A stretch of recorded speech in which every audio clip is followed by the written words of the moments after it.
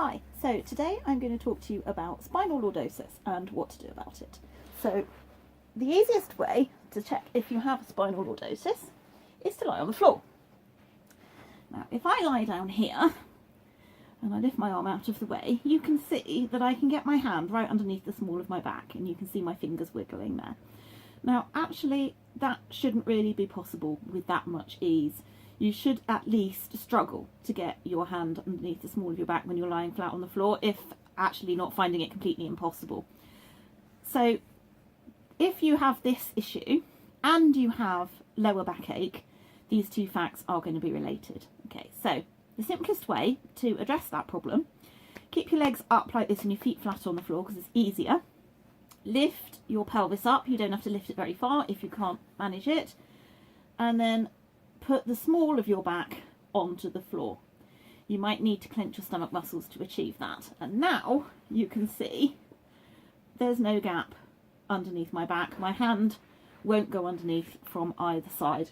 So that means my spine and my pelvis are nice and flat and level.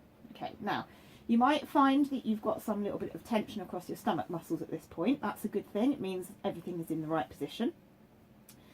Now, when you stand up, you're going to want to recreate this position, and obviously you can't stand up with your legs upright as they are at the moment, so you're going to have to put them flat on the floor. Now, when you do this, your pelvis will move, and that's okay. What you're aiming to do is to maintain your back as flat and the small of your back as close to the floor as you possibly can. Okay, so all you do is just lie your legs flat.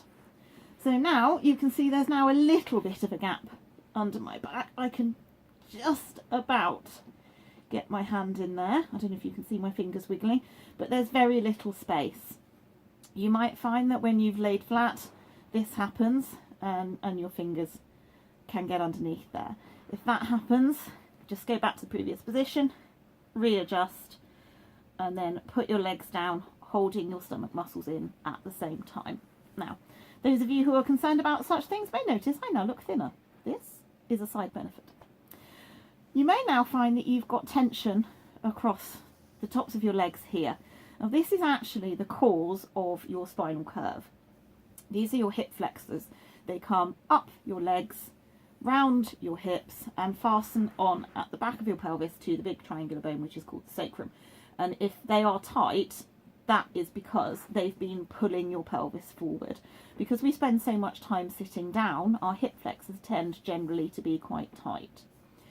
So if that's really uncomfortable, then that means you're going to struggle to maintain this flat spine position when you stand up, and maybe a couple of Bowen treatments would be a good idea to loosen those hip flexors off and get you into the right position, thus curing your back pain and incidentally making you look slightly thinner. So that's how you can achieve a nice flat spine and a nice upright pelvis. You can do this as often as you like. You need to be doing it at least once a day, probably first thing in the morning when you get up, until you find that as soon as you lie down, your back is in this position. If you're lying down and you're still in this kind of position with a nice gap under there, then your pelvis hasn't adjusted and you need to shift it back again. So keep lying on the floor. Nice low effort exercise, nice way of getting a flat back and a flat stomach. See you later.